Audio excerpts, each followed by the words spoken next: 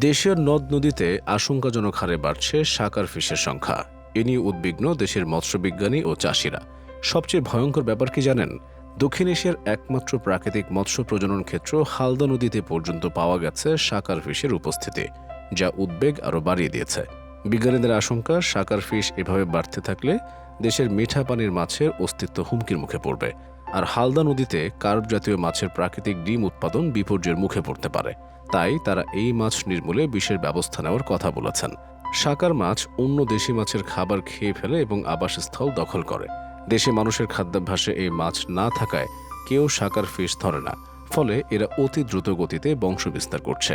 দেশের মৎস্য আহরণের উৎসগুলোতে এই শাকার ফিশ ছড়িয়ে পড়ার পেছনে কারা দায়ী জানেন? আমাদের দেশের কিছু তথাকথিত অ্যাকোয়ারিয়াম প্রেমী। গত 10 বছর ধরেই বাংলাদেশের জলাশয়ে শাকার মাছ পাওয়া যাচ্ছে। গবেষণায় উঠে এসেছে, অ্যাকোয়ারিয়াম থেকে গুলশান লেক হয়ে দেশের জলাশয়ে ছড়িয়ে পড়েছে দক্ষিণ আমেরিকার এই মাছ। বর্তমানে নদী এমনকি পুকুরে পর্যন্ত ছড়িয়ে পড়েছে এই মাছ। ঢাকার পার্শ্ববর্তী হওয়ায় সবচেয়ে বেশি শাকার মাছ পাওয়া যাচ্ছে বুড়িগঙ্গা এবং তুরাগ নদীতে। এই মাছ দূষিত পানিতেও টিকে থেকে বংশবৃদ্ধি করতে পারে। বুড়িগঙ্গা ও তুরাগে যে দেশি মাছ পাওয়া যেত তা এখন আর পাওয়া যায় না। জেলেরা জাল ফেললে জাল ভরে শাকার মাছ ওঠে।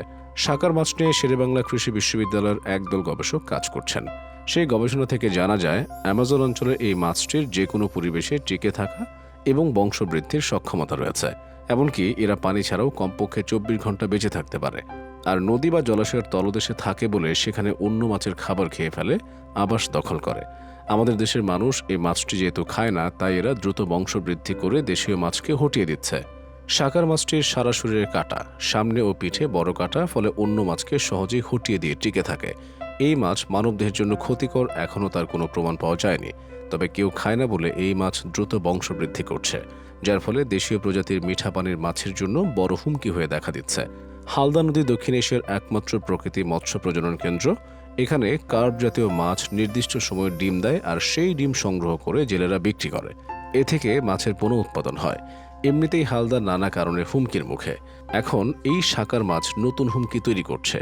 দেশীয় মাছ টিকতে না পারলে হালদায় ডিম উৎপাদন সম্ভব নয়। দেশের মিঠা পানির মাছ রক্ষায় তাই এই শাকার মাছ নির্মূলে জেলেদের কাজে লাগানোর কথা বলছেন মৎস্যবিজ্ঞানীরা। এই মাছ ধরা পড়ার পর মেরে ফেলতে হবে, আবার জলাশয়ে ছেড়ে দেওয়া যাবে না। এজন্য জেলেদের আর্থিক প্রণোদনা দেওয়ারও কথা বলছেন অনেকে। গবেষকদের মতে এই মাছ দিয়ে ফিশ ফিডও বানানো সম্ভব। সেটার জন্য উদ্যোগ নিতে হবে।